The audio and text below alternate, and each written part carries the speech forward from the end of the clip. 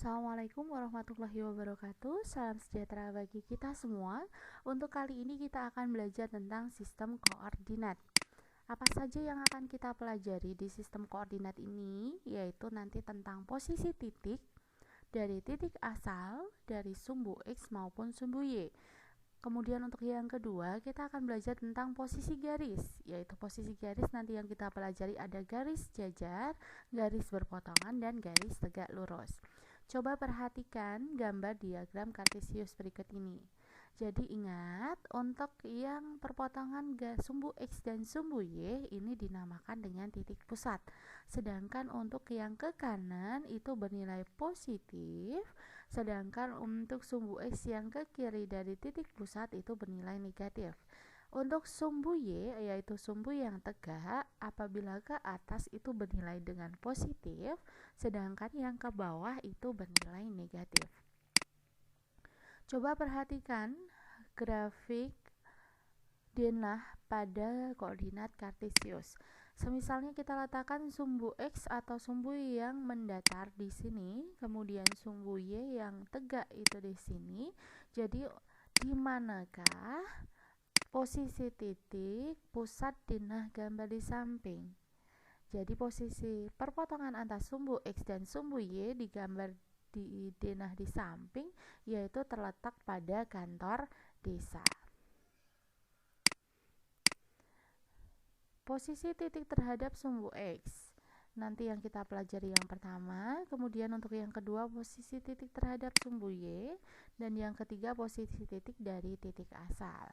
Sebagai contoh, bagaimanakah posisi titik rumah Budi terhadap sumbu X?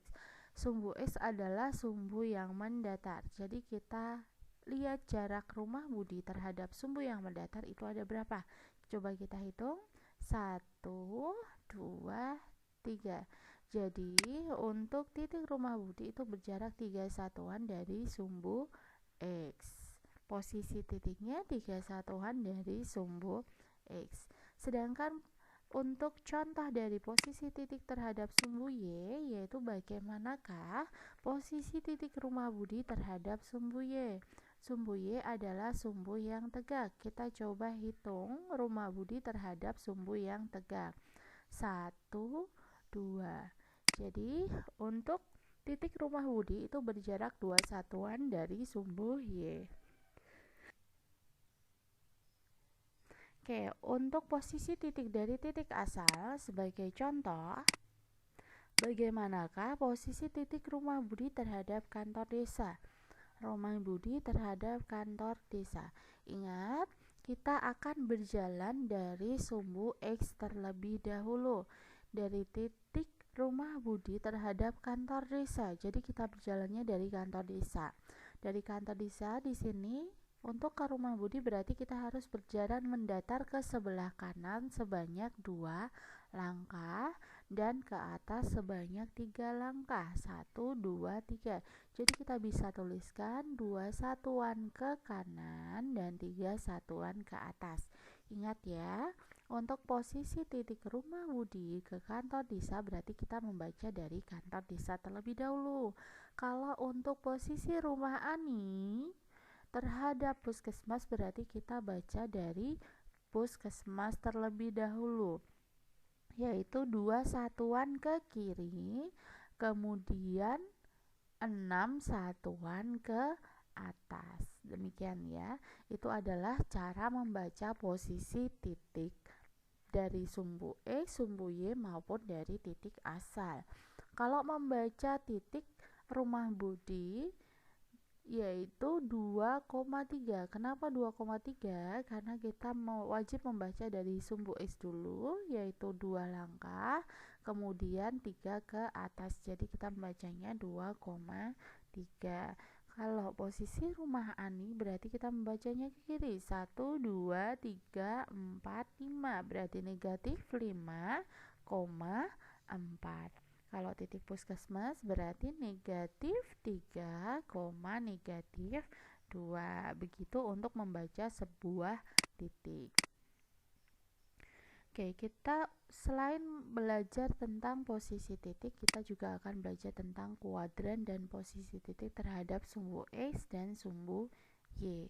Jadi, dari grafik koordinat kartesius, nanti sebelah kanan atas itu dinamakan kuadran 1.